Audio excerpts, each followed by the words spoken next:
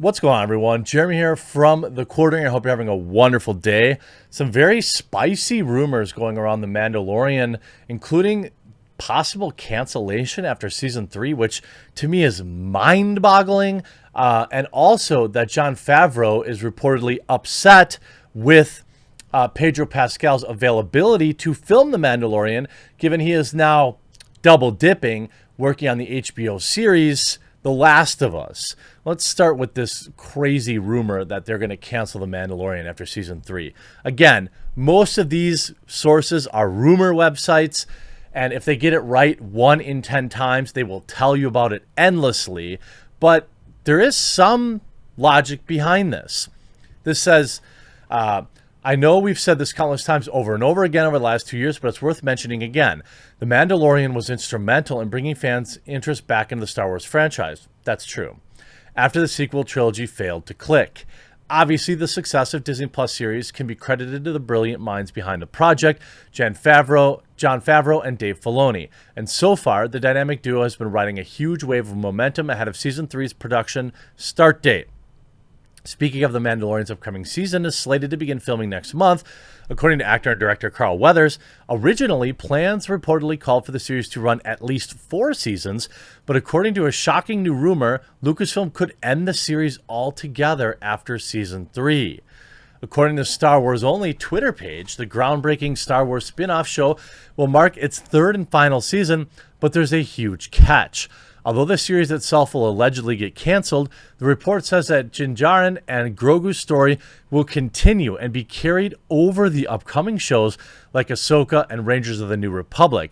As it stands, nothing has been officially confirmed yet, so take this with a grain of salt. Now, we know, obviously, where that kind of talk comes from, and, I know some people are angry at a fellow Star Wars prognosticator, and I don't really want to get into the middle of that, but ultimately, when you dig into this, it's a tweet with 200 likes and an account that has hardly any following.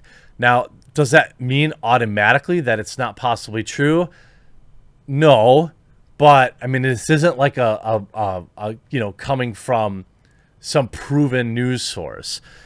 The idea that perhaps you could have the Mandalorian and Grogu kind of crossing over into each of the new shows. I could actually see why you would do that, because you could carry some interest into them. People that still want to see what the Mandalorian's up to will tune into the Republic or maybe Ahsoka or one of these other shows to see, the appearance of the Mandalorian and Grogu. I suppose you could make that claim, but it's really odd to me that you would end it. That said, with Disney Plus, you don't really know what to expect, because you see WandaVision, right? You watch a show, and did it really, unless you did the research ahead of time, would you have thought, hey, this brand new show for Disney Plus is only supposed to be 1 season? I would have thought you would have designed a show around many other seasons to continue along. But it appears, WandaVision is over. So, ultimately, maybe it's true. Maybe they knew that it had an expiration date and they were only going to do a certain number of, seasons. Honestly, with losing Gina Carano, I don't think that normies will absolutely tune out over Gina Carano, but they definitely did lose a lot of people, myself included. I have zero interest in watching The Mandalorian with Gina Carano. And in particular, I don't blame Pedro Pascal for not getting fired. I don't think that's reasonable. But he said the same stuff essentially just on the other side of the political aisle that Gina Carano did, and he didn't get fired. You saw this alleged Star Wars The Mandalorian game shows up in shaky cam footage running on Stadia. That was, of course, fake, although I would be interested. I'm always willing to give a Star Wars video game the benefit of the doubt. Granted, EA has a long history of being awful with it, and Disney has a long history of simply not caring about it and just letting EA be terrible. But here's a new interesting report. Jon Favreu reportedly frustrated over Pedro Pascal's Mandalorian Season 3 status. After much debate, discussion, and discourse, The Mandalorian Season 3 will begin production in September.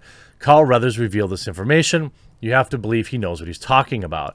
He's been on the team since the beginning, both on screen as Gref Karga and behind the camera on the show. By the way, I love Carl Weathers. Love him.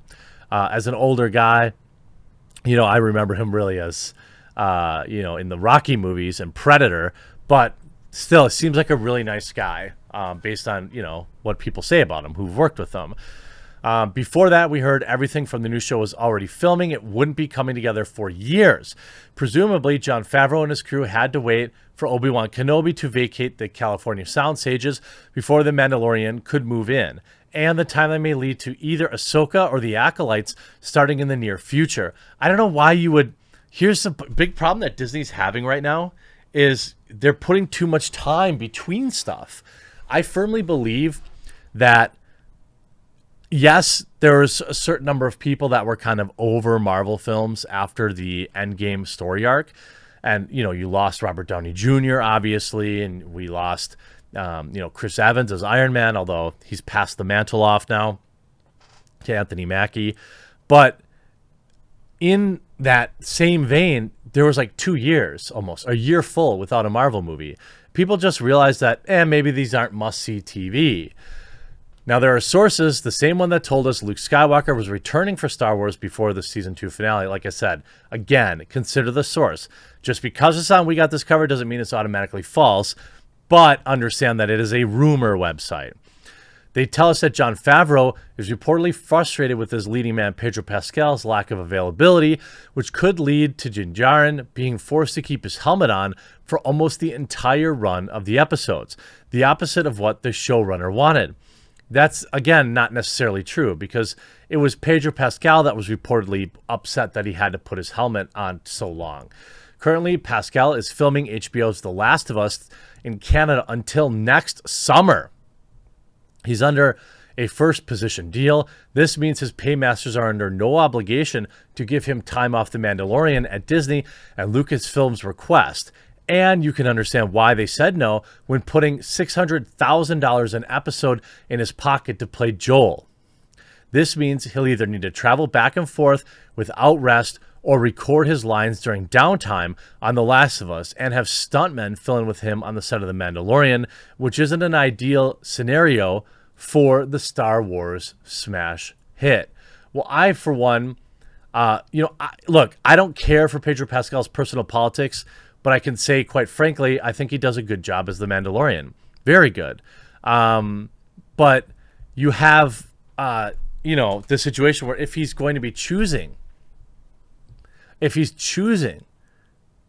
to do The Last of Us, well, okay, then just replace him.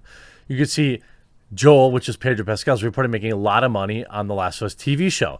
According to a new report, Pedro Pascal is making $600,000 an episode to play Joel in HBO's upcoming television adaptation.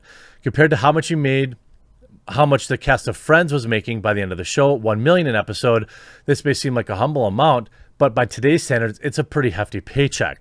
To put this number in a better perspective, Netflix is reportedly paying Henry Cavill $400,000 an episode to play Geralt of Rivia, the series protagonist, making $600,000 an episode. Pascal gains to make $6 million over 10 episodes.